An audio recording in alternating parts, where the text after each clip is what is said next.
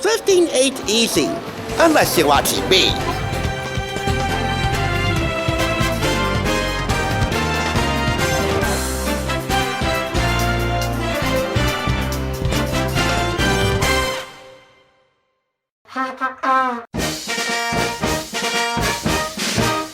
Welcome! You're watching the Thrift Store Rundown, and we're keeping Hollywood home on a budget. Have you ever heard the expression, to be young and in love? Well, today we're going to skew with that a little bit. This week is all about what it would be like to be young and in charge. When you were a kid, did you ever feel like you had the power to conquer the world? Well, that's what this week is about. It doesn't matter if you're still a kid, raised a kid, or just feel like one at heart. We want to empower you, enlighten you, and of course, entertain you, all in a way of making you feel young and in charge.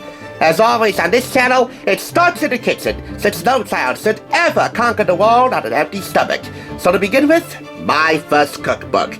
Now you know me. In the 7 years I've been doing this is hardly my first cookbook in the literal sense. I've done hundreds and hundreds and hundreds of them over the years, a good bulk of them children's cookbooks.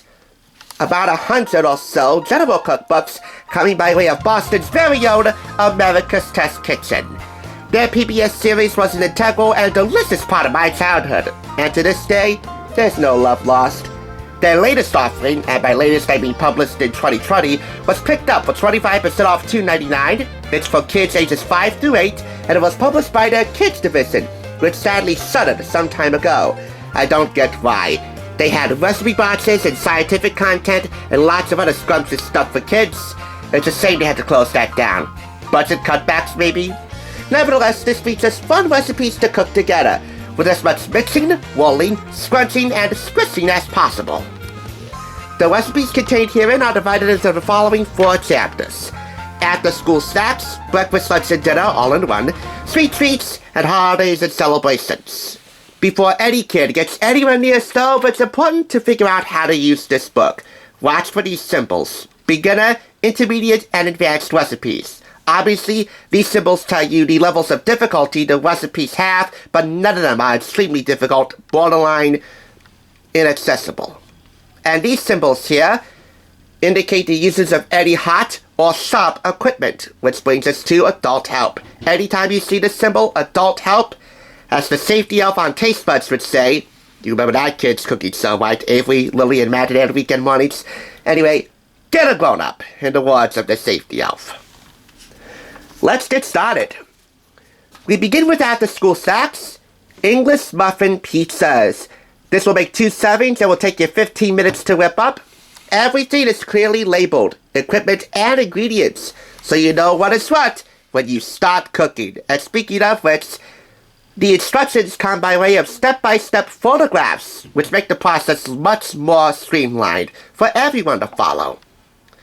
Throughout this book, you'll get rave reviews from plenty of the kid testers who helped refine and develop these recipes to make them as delicious and easy to do as possible. Like Aislinn, age 6. It was fun to make because I got to eat the scraps of cheese that missed the pizza. Oh yeah, those caramelized bits of cheese at the bottom of the pan, really on the foil. Oh yeah, they never go to waste. Which is also very French. You know the French never waste food. Which brings me to sheet pan French toast in the breakfast, lunch, and dinner section. I'm going to highlight one recipe per each of these 3 components in this particular chapter. Sheet pan French toast. I was going to highlight pancakes, but I wanted something a little bit different so that kids feel more empowered to try something new and yet familiar at the same time. That'll take you 40 minutes to do. That serves 4. And throughout this cookbook, you also get fun, trivial, historical tidbits about the foods we grew up with and where they come from. Like the name game. Some say French toast gets its name from bon perdu, which is French for lost bread, since it's a great recipe to help use up stale bread that otherwise might be lost or thrown away. You know the French, they never waste food. If you ever caught wasting food, well, you just might be able to teach your children the fine art of French swearing. Sit. This is the start cooking section for that particular recipe. Once again, step-by-step photographic instructions. And when a step indicates adult help, once again, get a grown-up. You also get try it this way features, variations on the master recipe that can really help your kid flavor up these recipes their own way.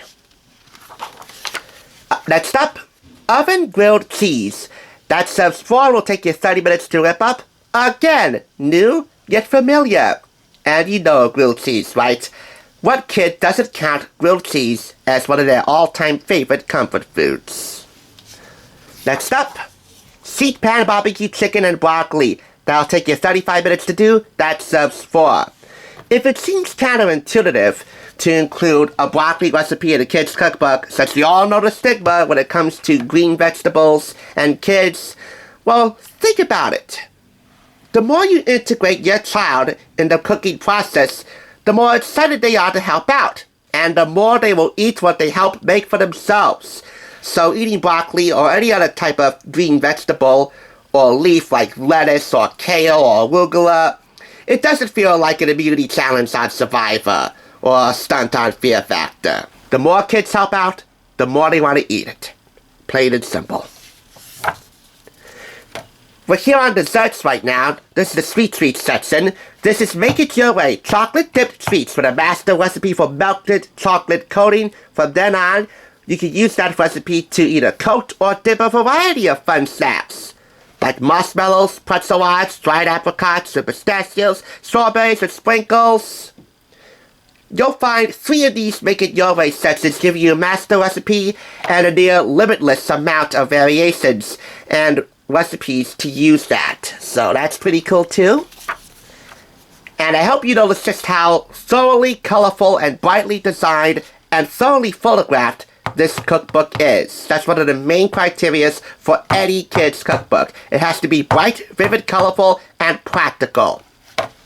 Above all, it just has to be fun. One more recipe, deviled eggs for Easter. You know, Easter's coming up pretty soon, so you might want to take this into consideration. It serves 6, which will make 12 deviled eggs, and will take you 50 minutes to do. These aren't really deviled. I mean, the deviled and deviled eggs for this application comes by way of Dijon mustard and pepper. But you can also do cayenne pepper or hot sauce in the fun batch section over here. To whip up these deviled eggs and make them sinfully delicious and simplistically easy, you can follow these step-by-step instructions in the Start Cooking section. You can also add bacon or chives or other chopped fresh herbs. So, we got here safety information, a helpful guide to kitchen lingo, equipment, and 10 prep steps necessary for some of the main applications in here, a good amount of photographs, and a heck of a lot of whimsy. I would say a fair amount of it. All the ingredients needed for a great kids cookbook. Not to mention the rave reviews from some of the kid testers who helped make this book possible. I also like the photographs of the kids at work preparing these recipes. Kid tested, kid approved. Looking for a weekend activity, an after-school snack, an excuse to spend time as a family without screens? My first cookbook is about doing fun cooking projects together. From simple after-school snacks, such as yogurt and berry swirl and English muffin pizzas, to family meals like cheese pupusas and rice noodle bowls, these beginner recipes will inspire such ages 5 to 8 and beyond to enter the kitchen and engage their creativity. I'll leave a couple of links downstairs for my reviews of the complete cookbook for young chefs, which admittedly I got at Barnes & Noble. It was an exclusive edition with more features and recipes. And a complete baking book for young chefs, which I did go ahead and thrift the right way. This retails for $19.99 in the US and $24.99 in Canada. And all in all, 5 out of 5 claps. Sorry for the phone ringing in the background. Anyway, if your kid ever gets their hands on their first cookbook, I actually have a lot of kids' cookbooks on the channel that they might be interested in, but really, if they ever get their hands on their first cookbook, make it ATK. If the former Bowtie-in-Chief Christopher Kimball has any say in the matter, your child will be taking the first step towards fabulous nourishment, and not just for their appetite, but for their mind and soul as well.